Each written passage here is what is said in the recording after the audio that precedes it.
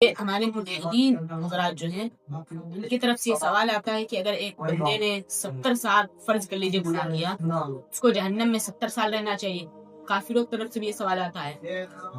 تو یہ پوری زندگی جو اللہ تعالیٰ اس کو جہنم میں رکھیں گے، اس میں کیا حکمت ہے؟ اور اس کی ایک آدمی نے 70 سال گناہ کیا، 70 سال اس کو سزا دے کے پھر اس کو نکال دیا جائے۔ اور یہ ہمارے مسلمانوں کے بھی بعض مسلمانوں کے بھی ذہن میں یہ سوالات آتے رہتے ہیں۔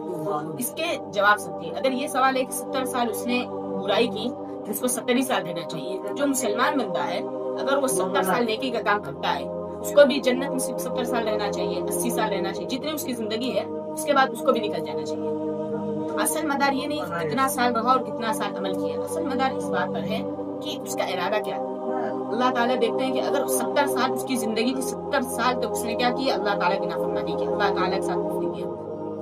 اگر اس کی 100 سال 1000 سال 2000 سال پوری زندگی اس کو ملتی، وہ پوری زندگی اللہ تعالیٰ کی نافرمانی کرتی، اسی وجہ سے اس کو ابدی جہنم میں رکھا جائے گا، یعنی ہمیشہ ہمیشہ کے لیے۔ اور اسی جو مسلمان بندہ ہے جو 70 سال 80 سال اس نے نیک عمل کیا، اس کا ارادہ یہ تھا کہ اگر میری زندگی 100 سال 200 سال 1000 سال 2000 سال 4000 سال جتنی بھی زندگی رہے گی، اپنی پوری زندگی اللہ تعالیٰ کی عبادت کروں گا، تو اس کے اس فعل اور اس کے ارادے کی وجہ سے اللہ تعالیٰ اس کو ہمیشہ ہمیشہ کے لیے جنت میں رکھیں گے، اور اس کو اللہ تعالیٰ ہمیشہ ہمیشہ کے لیے جہنم میں رکھیں گے۔